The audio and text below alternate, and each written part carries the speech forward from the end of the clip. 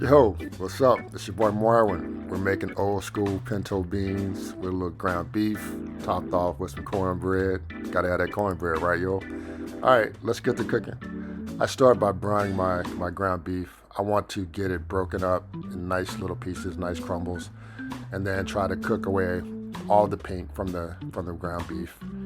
I like to season a little bit as I go, so I have some spices, salt and pepper, a little bit of sugar, paprika, allspice, and some dried oregano and dried thyme that I've added to mine. You can keep yours even more simple if you want. Once it's brown, I'm gonna put it to the side and let it drain and start sauteing my vegetables. I got onions and bell peppers. You use whatever color you want. I had red. Plus, I'm gonna add some garlic. Not gonna cook the garlic too long. Throw in the salt pork. With the salt pork, you're just trying to render the fat, add a little more flavor. So I let it sear for about a minute. Add my bay leaves, and the flavor is starting to come together. I have beans that I've soaked overnight to speed up the cook time, plus a little more seasoning. I have an epic seasoning base, which is kind of like a sofrito or chimichurri or salsa verde. You can add some if you want. It's optional. It does add a little bit of brightness to the dish, but you don't have to include it.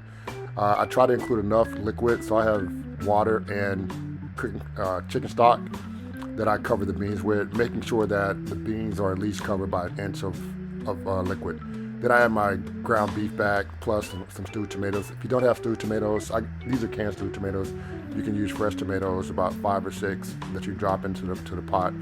I let mine simmer for about anywhere from 3 to 5 hours, depending on how creamy I want the beans.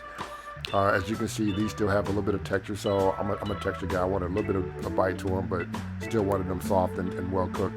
But that's it. These are delicious. They got so much flavor just from the beans and with the salt pork and a little bit of spice I added. I like to crumble my cornbread into mine. I'm old school like that. I used to eat it like that as a kid. Still do. Add a little hot sauce, and I'm good to go. Delicious recipe, easy, no fuss. Let me know what you think. Leave a like, comment. Most importantly, don't forget to hit that red subscribe button and get recipe updates whenever I post. Thanks. Peace.